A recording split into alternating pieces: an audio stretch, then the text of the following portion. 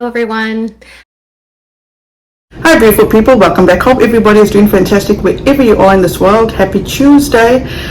This is the second part of Katie Joy coming to the realization that, you know what, Joy McCRAY is not a bad person at all. She did no wrong, she didn't commit any crimes, which we're going to get into. But before that, my usual disclaimer, please do not take what I say as fact. Feel free to do your own research and come to your own conclusion. Joy McCRAY came back to Facebook about a week ago, and lo and behold, Joy McCRAY actually came back to Facebook. She was telling her story where she's been for 8 months, what was going down during those 8 months, and she was also talking about certain people that she felt what did her bad.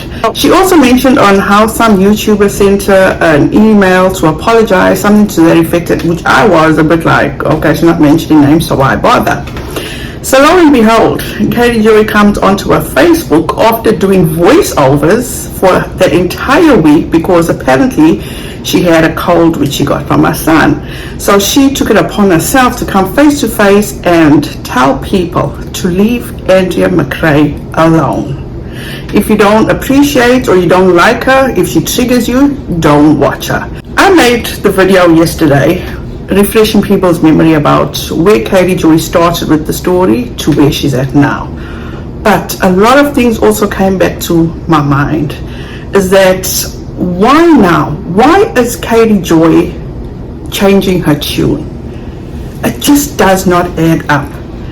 But let's get into this video and we'll discuss it further.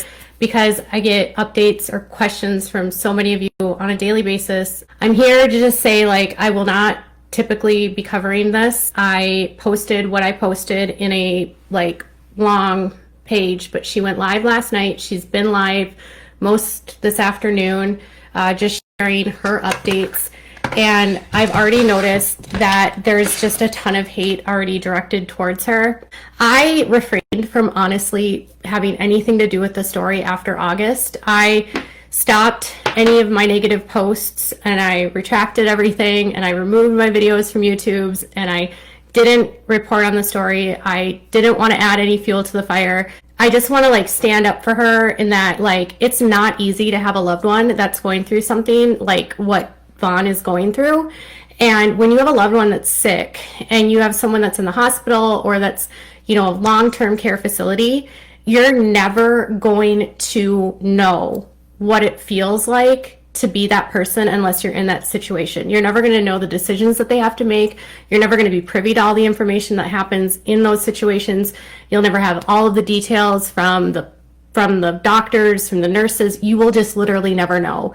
Absolutely nothing that she shares really should be dissected or, your opinions truthfully on what you think's going on really don't matter in the grand scheme of things. They don't help him. They don't help her. They don't help her kids. They don't help anyone. If there was something serious going on, they would have already found it, and they didn't find anything. In fact, when the police closed the case, they actually followed up with me because months and months and months ago, I had asked for a copy of the police report, and they literally just sent me the police report, and they found nothing. Now, this is a bit weird to me. She emphasizes that they sent up the police reports and they found nothing in it. So what I did go back to is a Facebook Live that she first made, where she makes this statement.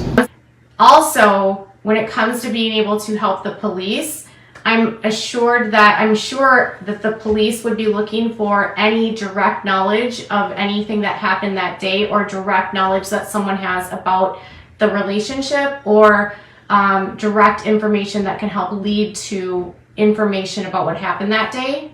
And same thing with CPS. So a lot of people have already been sending CPS the videos of the kids and but Is she not the one that instigated and pressured the Yuma Police Department to reopen this case? They interviewed everyone, literally everyone. The kids went through CPS. The police looked at everything. They talked to the doctors. They saw his medical records. They saw everything and nothing. She was cleared. There was no foul play. He attempted to take his life that day. And whether you think or agree with her methods or the way that she cares about her son or her husband or the organic life that she leads really is inconsequential to the fact that he has care providers that are taking care of him and he is in the hospital. Your opinions about what he is dealing with really matter not to anyone, period. And trying to pick apart what she said and say that she's lying about this or she's lying about that. Some people, I think, just want to say whatever they want to say simply because they think that their voice needs to be heard, which is really stupid. This never should have become a story to begin with. Never should have gotten to the level that it got to. I did reach out to her. I did send her an email back in August. I did apologize to her. And I think there's just too many creators that have built a platform on this now that are unwilling to do the right thing because they are making money off of this. So if you are someone that got 30,000 subscribers or whatever it is from the story, what does your audience want? And if you've built the story based on hate, do they really want you to turn around and say that what you said was false or that you were misled? Katie Joy states that she did not build her channel on all drama or, negativity, stuff like that. Let's go back. How did Katie Joy build her channel? Did she not build her channel off Amber Portwood's personal video footage of her home where she alleges that Amber Portwood physically abused her child and her boyfriend? Because she even admitted it. Check this out. I think the first time I ever made waves on YouTube was because I was covering Amber Portwood from Teen Mom. And I was covering her violently attacking her boyfriend and child and chasing them with a machete. Like, if that's not covering domestic violence and standing up for a victim of abuse, I don't know what is. That's what I've always done. It hasn't changed. And to top that off, she even bragged about how much she made off Amber Portwood and that she even bought herself a brand new sofa. So I made a mistake 7 months ago and followed bad information for 2 weeks. So there's tons of problems going on with what she does, right? So she's actually violating the Facebook guidelines by selling miracle cures. You're not supposed to do that on Facebook. And then she's violating FDA guidelines by promoting products as drugs, which aren't actually drugs. Either way, she's making a lot of claims on her Instagram, on her Facebook pages and on her Instagrams and all these posts, which is really, really, really, that can get you in a lot of trouble. But there's a lot of layers into this case, and that's where we're at. So as far as is the case open? So one of the sources that I've been sharing a bunch of the audio with you guys, and that audio that I've been sharing with you, so that was all sent to the Yuma police. So there's a group of people that she was in constant communication with, and so I'm getting stuff from multiple people. So it's been really weird because I'll get like a dump of audio from one person, right? And so what she was doing was using her Facebook Messenger, and she was doing the audios instead of typing. She would just like speak into the audio, and she would just be like having a fight with Vaughn and then like telling her friend all about the fight. Since then, I retracted everything back in July. I literally retracted everything in the 3rd week of July, less than 2 weeks after my first report. Other people have literally continued this thing. My YouTube channel has never been built on this story. Never once. My YouTube channel is built on like Sister Wives and Counting On and all the cult content that I put out there. And this story was never a huge part of my platform. I didn't follow up when people would send me messages about him. I didn't answer questions. I didn't speculate. I stopped talking about it. At the end of the day, if you build your platform based on a lie and you are selling a lie to your audience that they have to believe that she's a bad person, if they are going to retract that, they're going to lose all those people that followed them to begin with. I'm assuming some people have already figured out that it was a lie.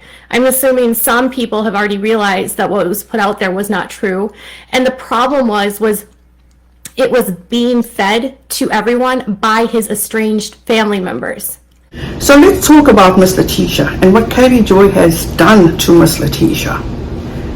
For number one, I want you guys to think about this. When Katie Joy decided to stop reporting on the story, or she felt that she was stabbed in the back in regard to the story, what did Katie Joy do?